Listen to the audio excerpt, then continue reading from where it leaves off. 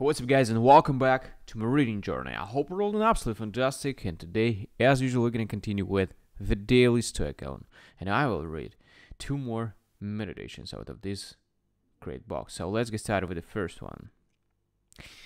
Good habits drive out bad habits. Since habit is such a powerful influence, and we are used to pursuing our impulses to gain and avoid outside our own choice, we should set a contrary habit against that. And where appearances are really slippery, use the counterforce of our training. Epictetus discourses. When a dog is barking loudly because someone is at the door, the worst thing you can do is yell that to the dog. It's like you're barking too. When a dog is running away, it's not helpful to chase it again. Now it's like you're both running. A better option in both scenarios is to give the dog something else to do.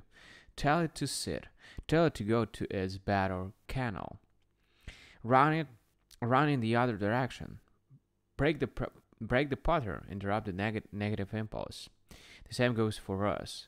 When a bad habit reveals itself, counteract with a commitment to a counter virtue. For instance, let's say you find yourself procrastinating today. Don't dig in and fight it.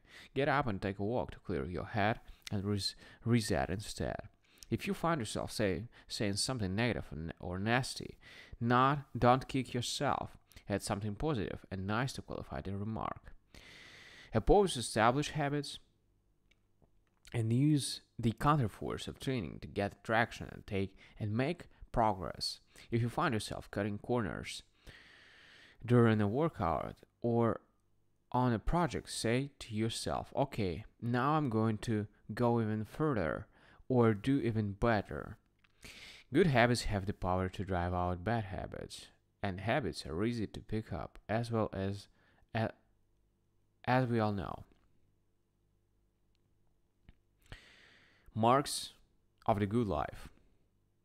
You have proven in the extent of your wanderings that you never found the art of living anywhere, not in logic, nor in wealth, fame, or in any indulgence, nowhere. Where is it, then, in doing what human nature demands? How is a person to do this? By having principles. Be the source of desire and action. What principles? Those to do with good and evil, indeed in the belief that there is no good for a human being except what creates justice, self-control, courage, and freedom, and nothing evil except what destroys these things. Marcus Aurelius Meditations. What's the meaning of life? Why was I born? Most of us struggle with these questions. Sometimes when we are young, sometimes not until we are older.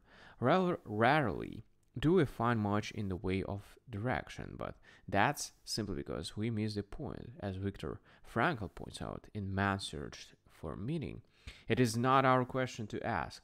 Instead, it is we who are being asked the question. It's our lives that are the answer. No amount of travel or reading or clever sages can tell you what you want to know. Instead, it is you who must find the answer in your actions and living the good life by embodying the self-evident principles of justice, self-control, courage, freedom, and abstaining from evil. Alright, guys. Thank you for joining me today on this video. We're going to continue as usual, but tomorrow. So thank you, see you, and bye.